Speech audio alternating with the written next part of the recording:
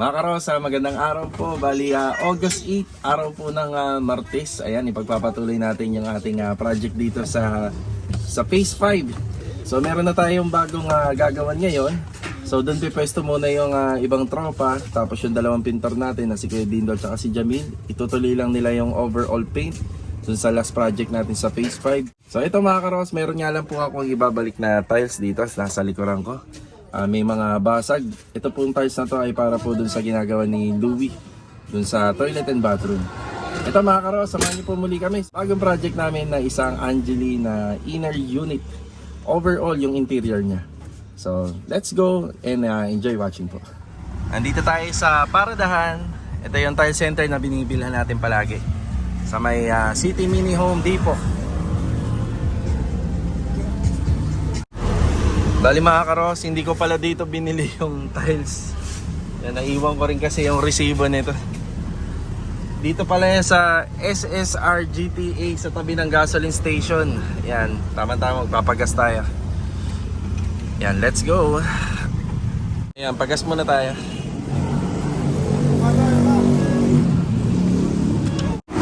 Dito na tayo. Yun na. May mga bungit basag. Tapos pre, kailangan ko pa ng 2 piraso. Bibili ako 2. Tapos yan, palitan natin.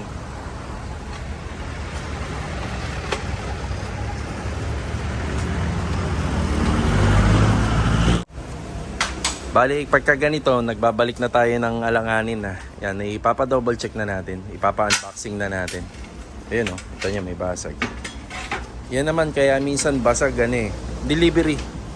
Pagka hinahauling nila, mag-stock sila rito. Tapos sa delivery naman, papunta naman doon sa site.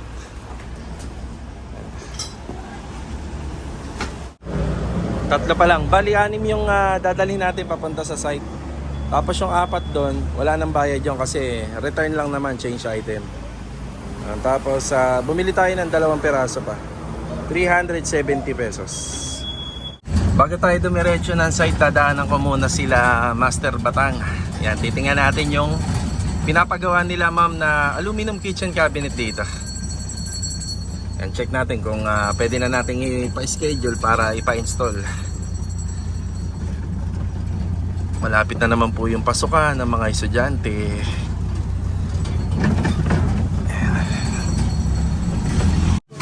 Yan o, dito tayo kay Master Batang. Yeah, good morning. Kuya Jun, kamusta? Ayan na, ito yung ating pinagawa na aluminum kitchen cabinet. Ayan yung pintuan. So mukha siyang modular na. Tapos wala na tong cabinet handle kasi parang ito na yung pinaka-handle niya sa ilalim. Yan, continuous handle. Oh, di ba? Opya. Ayan. Pre, pwede na nga pala ito, no, pare, no? Schedule na natin, no? Hindi pa, titingnan ko muna sa site.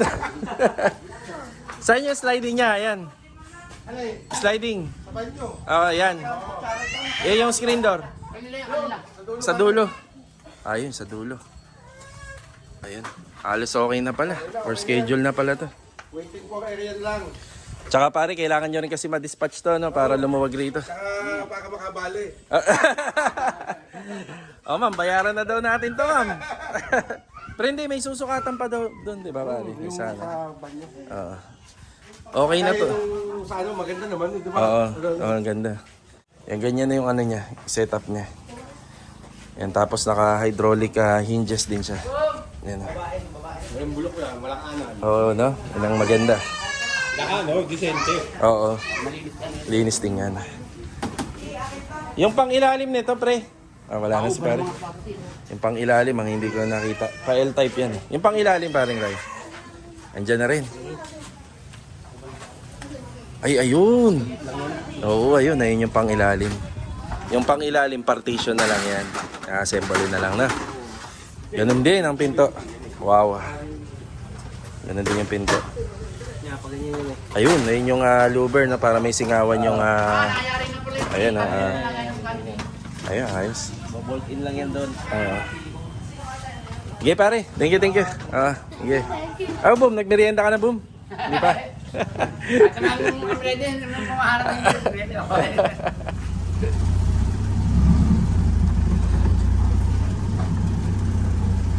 Dito na tayo sa phase 5. Yan. Bali yung unang pinuntahan muna natin dito sa Block 7. Yan, nandito lahat sila. Pati si Louie nandito. So lilipat na lang siya kapag naihatid na natin to. Yung ating tiles.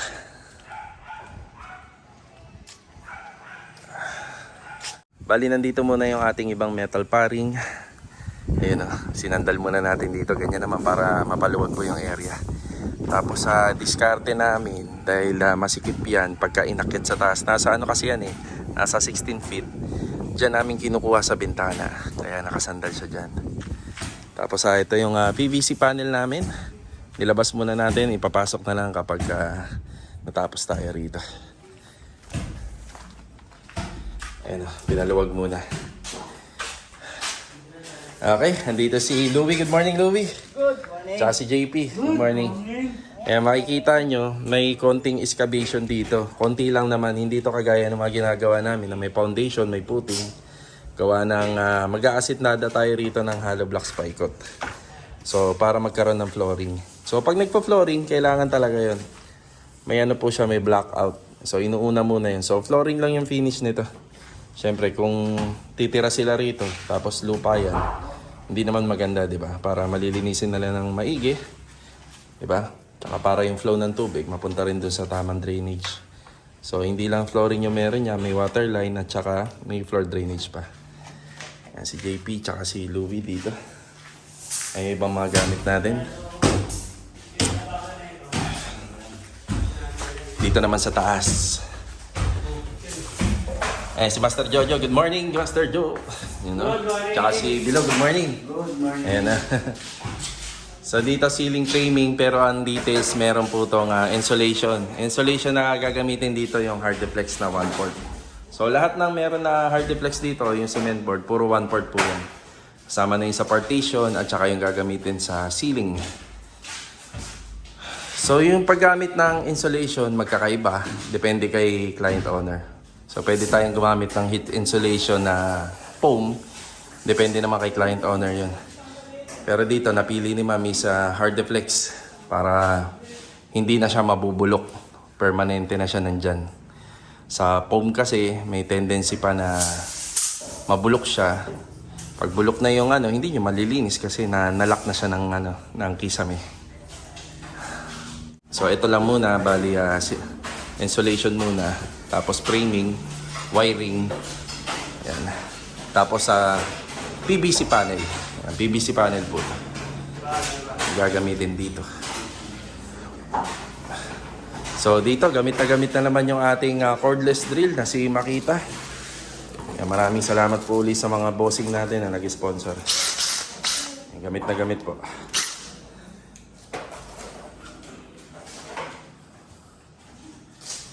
Tahimik magtrabaho rito. Tahimik magtrabaho. Wala pang masyadong kapitbahay. May itsura ng kanyang slab. Oh. Yung may extension na dun sa kabilang sa kabilang unit. Tapos ito, mas mataas yung mas mataas yung flooring dun. Tapos ito, ayusin pa natin. Diba? Kasi yung lakas ng tagas niyan dito. Bali, ito yung 6 na tiles natin. Yung unang hawak niya 3. Tapos 3 rin dito.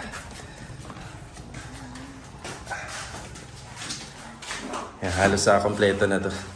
Tapos yung dito, papasahan ko na sila sir tsaka sila ma'am ng tiles para sa gusto nila para sa kitchen counter. Bali yung gusto yata nila na texture tsaka kulay itim. Kulay itim. Yan. Bali okay na muna tayo rito. Bali wala tayong assignment muna dito ngayong araw. Bali day off muna. So doon na muna tayo lahat sa bagong project. Mag-update muna ako dito sa overall paint na pinipinturahan natin dito. Tara. Mga karosa, nandito naman tayo. Ayan, sa project natin dito. Bali, overall paint sila Kuya Dindo rito at saka si Jamil. Ayan, check natin. Yun, no? Ayan, magandang araw muna kay Kuya Dindo. Good morning po. Good morning! Good morning. Tsaka kay Jamil, good morning. Good morning! Ayan, bali ito yung inaasikaso ni Jamil, yung para na sa TV cabinet na ginawa natin dito sa may side. Tapos ito naman, nilinis muna to nila Kuya Dindo, pinaluwag muna ng konti. Ayun yung mga gamit natin. Ayan, para makapag-umpisa na para sa masilya. Ayan, magkabilang pader po yan. Dito mga karohos, merong gusto si client owner na kulay ng mga pader dito sa may balcony. So abangan na lang natin kung ano yung kulay na yun. Ayan, inuumpisa na ni Jamil to. Bali, dark gray. Dark gray. Tapos ang finishing is QDE. Bali, makikita nyo rito sa hard deflex, seal gray yung ginamit namin kung ano yung mga ginamit namin na pintura para sa taas. Saka dito. Yeah, seal gray. Seal gray. Ano? Yeah, seal gray yan. Tapos dito naman, bibili po tayo ng pintura na dark gray din naman na halos kumukulay na at pumapantay dito sa kulay ng seal gray. Medyo iba nga lang po yung texture nun or yung pinaka-finish kasi pag QDE, medyo makintab ng konti. Ang pag-quick drying namin. Tapos ito, ano na lang to? Primer na lang. Primer na lang to kasi mag-install at magkakabit pa tayo ng wall-fluted panel dyan. Ayan, no? Halos maganda-ganda na yung achievement natin sa mga walls. No? Mga retouching na lang yan, tsaka sa mga kisame. Retouching, yung lining, spots, yan na lang po yan para dyan. Tapos kanina, pinuntahan natin si Master Batang para ma-update din sila kung kailan po ipapa-install yung mga ginawa nila para sa mga aluminum. Medyo tambak na rin kasi sila sa materials dun sa site nila para maanohan po natin. Matulungan din natin na mapaluwag yun. So, kailangan may dispatch na rin nila. So, ito. Tingnan natin itong buong araw na to kung ready na ba talaga sa installation. Yan, meron pa dun. Yung masilya rin. Kung hindi naman ngayon, pwedeng bukas or sa susunod na araw. Tapos ito, pwede na rin dito. Yung sliding. Ito na nga pala yung update sa ginawa ni Jamil na pagpipintura gamit yung Duco Varnish. Dito sa ating wine rack. Oh, ganda, di ba? Wow. Tsaka ito, shoe rack. Pupunasan na lang po ito. Tapos yung pinaka-finishing nito, yung wipe out. Yan, pagka nag-general cleaning kami rito.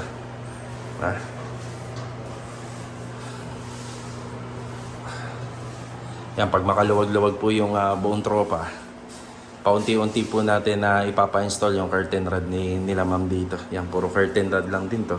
Tapos yung cortina, medyo nakadrop po ng mga 4 inches, 10 cm or 2 inches. Depende kay client. Pero parang usapan yata namin mga 4 cm or 4 inches yata. Yung nakadrop siya sa sahig. Tsaka to, tiles installation. Para rito pababa. Okay, yan lang po muna yung assignment natin ngayong araw po rito. Bibilan din natin ang pintura to. Quick dry-in namin, mga 2 to 3 liters pwede na.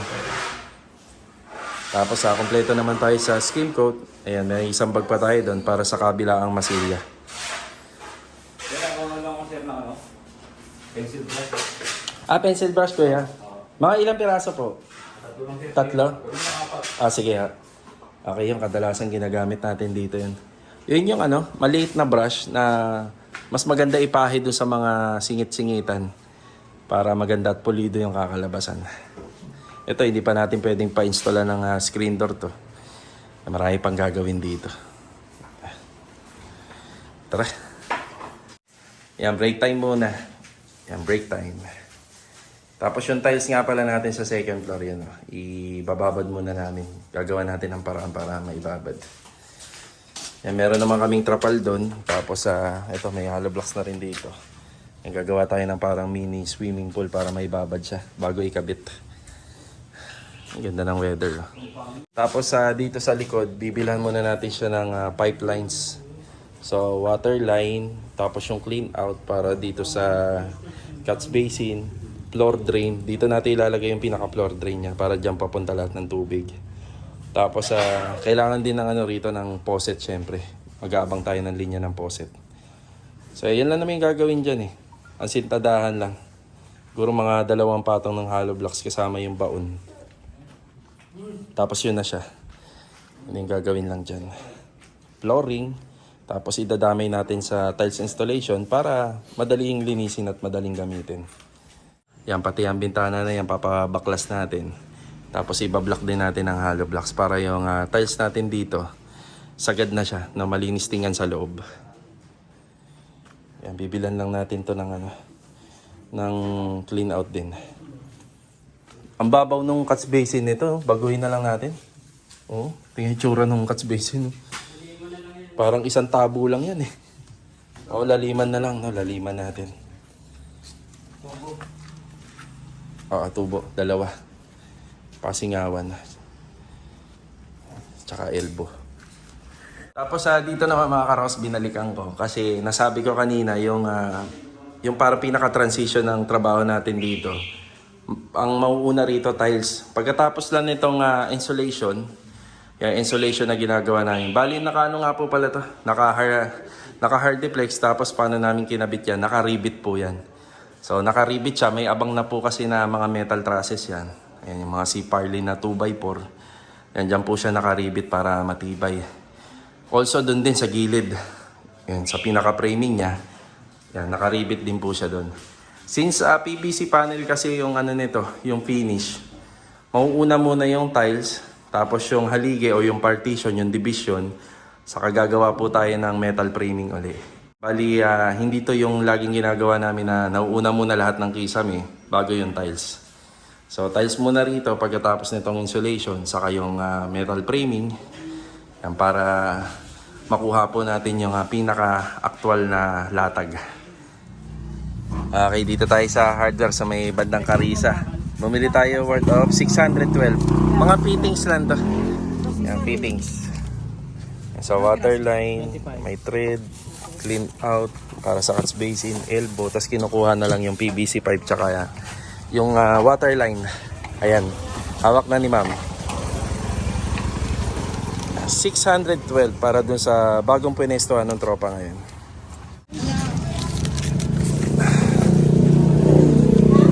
Dito naman tayo sa isang hardware sa may Bagtas. Ayan, bumili tayo ng 2 medium gray na 2 litro. Medium gray by Boysen. Tapos titimplahan natin siya ng lamp black tinting color.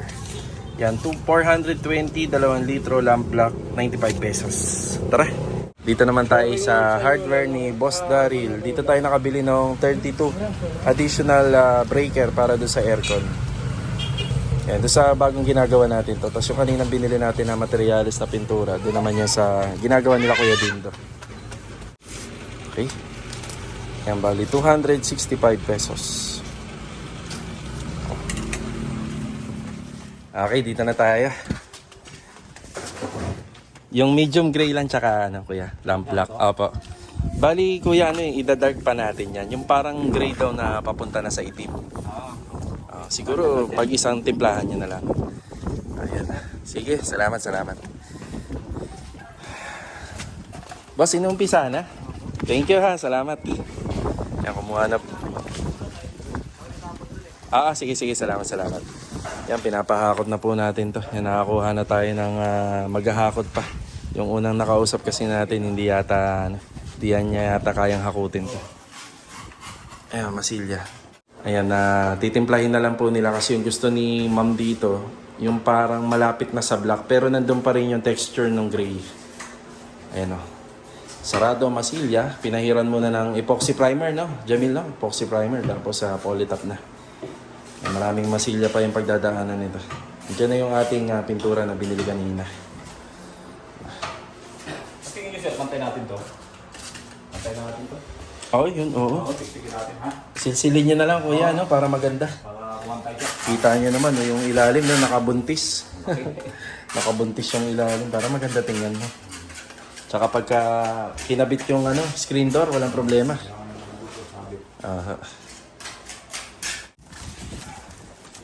Yeah.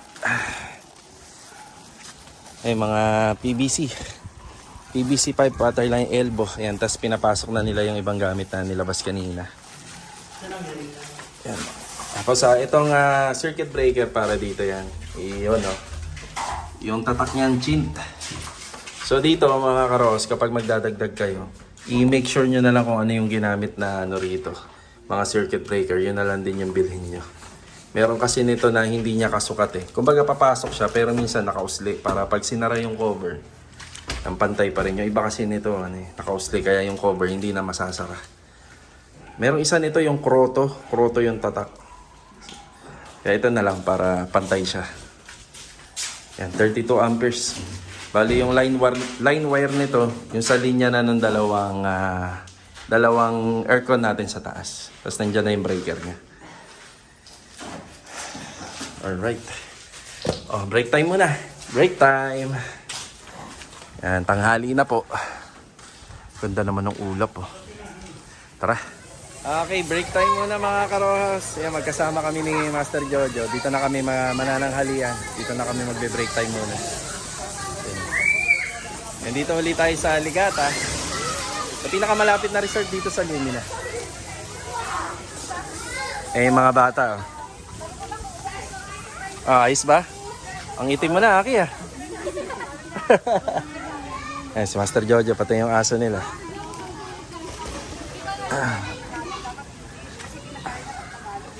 Eh si Ma'am Candy oh, shout out.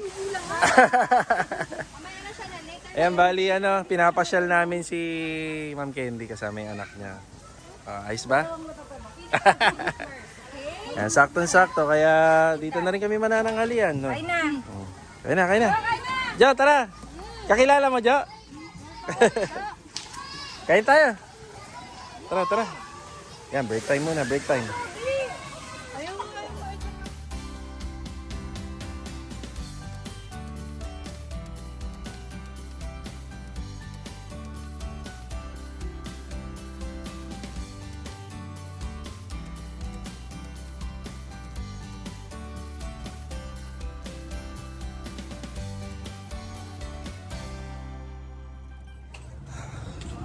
Dumaan muna tayo sa hardware ulit. Ayan na. Pumili tayo ng 15 perasong liha, number 100. Yan, nagdagdag tayo ng liha doon sa ginagawa natin nila Jamil. Ang bali 300 pesos. Number 100 na liha. Alright, tara. Ayan, nakabalik na uli tayo rito sa Lumina Phase 5. Ito muna yung unang dinaanan natin. Ayan, dinala na natin yung kartilya para dun sa mga maliliit na tiles na pwede nating ibabad. Yan, wala pa tayo nun, wala pa tayong on hand. Tapos ito yung 60 by 60 natin. Yan, nakababad siya. So ito yung trapal na nagsilbi pong taklob para po hindi mag-wash out yung tubig. Yan, babad muna natin. Yan yung ating mga panambak na galing dito sa likuran. Ayan na yung hukay. Bali, 2 baon ng hollow blocks po yung niya. Ayan, 2 baon ng hollow blocks yung baon niya. Tapos sa ibabaw, yun yung sukalo. Gravel bedding. Tapos sinukat pa rin namin, syempre, yung nito. Yung perimeter, kahit flooring lang naman yung gagawin natin. Ang cut spacing, lalaliman natin. Lalagay tayo ng faucet. Lalagay din tayo ng floor drainage. Kaya bumili tayo kanina ng materials. Ayan yung mga materials na binili natin. Yung tubo.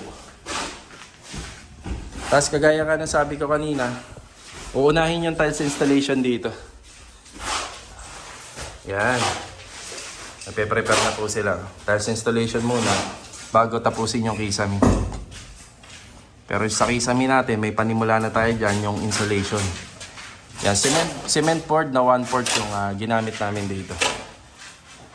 Yan, pagka may tiles na to, yan, pwede na mag-start ng framing. Hatid muna natin yung liha kay Jamil. Tara. Yung liha. Unti-unti na nga palang hinahakot yung mga basura natin dito. Ayan, pinakontrata na lang natin to. Tapos ito na lang yung kalat. Tapos ito, ayusin na lang namin to ng buong tropa. Para hindi naman po pangit tingnan. So ayan, yan na lang. Lilinisin natin. Yung karagdagan liha po dito. Number 100. Ang isa sa mga paggagamitan yan, no? Yung minamasilyahan, pati itong dito sa kahoy. Yan, masarado batak masilya na yan. Mila. Yun oh. Bali, si Kuya Dindo nga pala, nag-half day. Si Jamil na lang mag-isa rito. Tapos bukas, nagpaalam din si Kuya na mag-half day. Yan, papasok ng umaga, tapos hapon na patanghali hanggang hapon, half day na. Yun nga pala, no? Binabati ko ng happy birthday yung anak ni Kuya Dindo. Yan, happy 18th birthday, Buddy Dibu. God bless and more birthdays to come pa.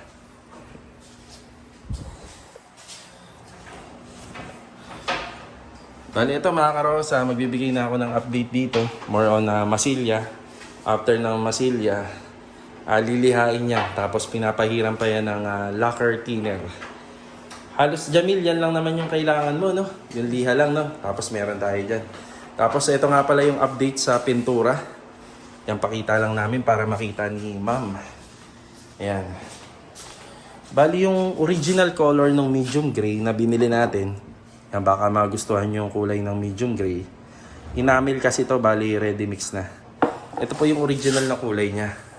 Ayan, dahil nag-request sa akin si ma'am na mas gusto niya na mas dark, yung papunta na sa black. Pero nandun pa rin yung nandun pa rin yung gray. Ito po yung kinalabasan. Yan. So medium gray, yung lighter gray. Ayan, nakikita nyo. Tapos ito na yung dark gray. According dun sa kanyang ipinasa na drawing. So ayan po.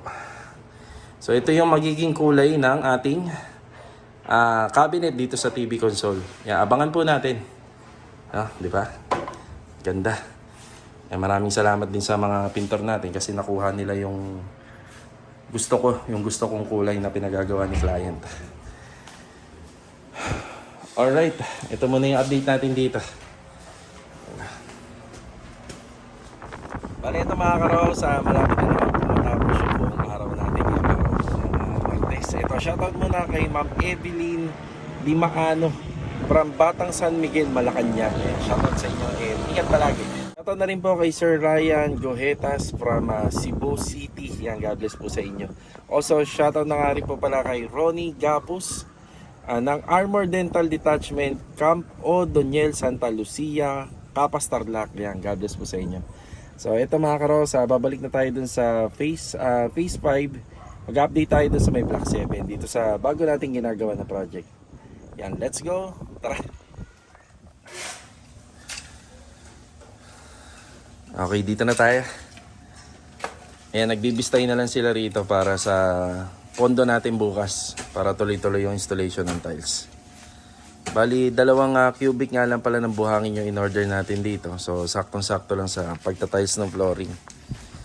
Tapos yung matitira, magagamit pa natin dito banda. Sa likod. Yan o. Gravel bedding na yan. Yan, may asintada na siya. Tapos, aabangan namin ng mga bakal nakahook. Ito, meron tayo abang dito. Isa. Yan, 2. Tapos dito, 3. Yung PVC na to, sa floor drainage, yan, nakakonekta na po yan dito. Yung maliit na cut spacing kanina, nilaliman na po namin na malalim na siya.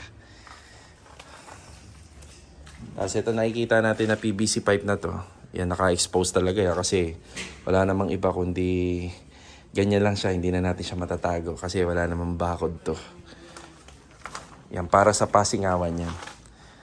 So, ikaklam na lang natin yan kapag natapos na natin itong bahay, itong unit. So, waterline na lang. Magkokonekta pa tayo ng waterline dito. Hanapan natin ng magandang location kung saan banda. Pwedeng dito din para hindi na sila mahirapan. Yan, binilhan na rin natin ng clean out yan. Kapag nag-flooring, nag-tapping, kasama na yan. Yan, sa taas. Ito na yung nagawa sa tiles installation. Ayan. So, inuna namin yung pag-install ng tiles muna rito. Una muna siya. Kapag natapos, gagawa kami ng division. Tapos yung division na yun yung magsisilbi ng framing namin. So, bali, una muna to, no? Yung tiles. Ito yung napili ni ma'am na accent. Wood look. Ayan, wood look.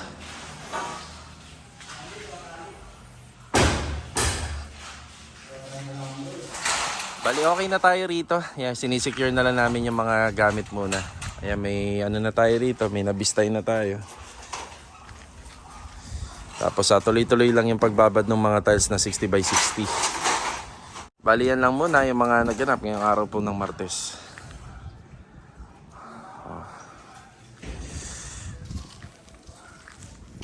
Yan, unang araw namin dito. Actually, meron na kaming naisingit dyan. Yung pag-enclose nung pader doon. Tapos tinibag namin na yung sa toilet and bathroom na mga tiles at saka accessories. Tsaka yung kitchen sink. Ayan.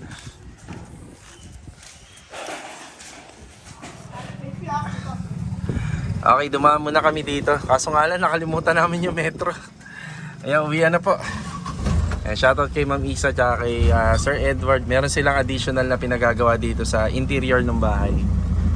Ayan, uwian na, uwian na. Chip, uwian na po. Okay. So, paano mga karos? Kita-kita na lang po muli sa susunod na video. Napakasarap magtrabaho kasabay ng ganito kagandang panahon, no? O, di ba? So, kita-kita na lang uli. God bless sa atin lahat. Ingat po palagi. Paalam po muna. Let's go!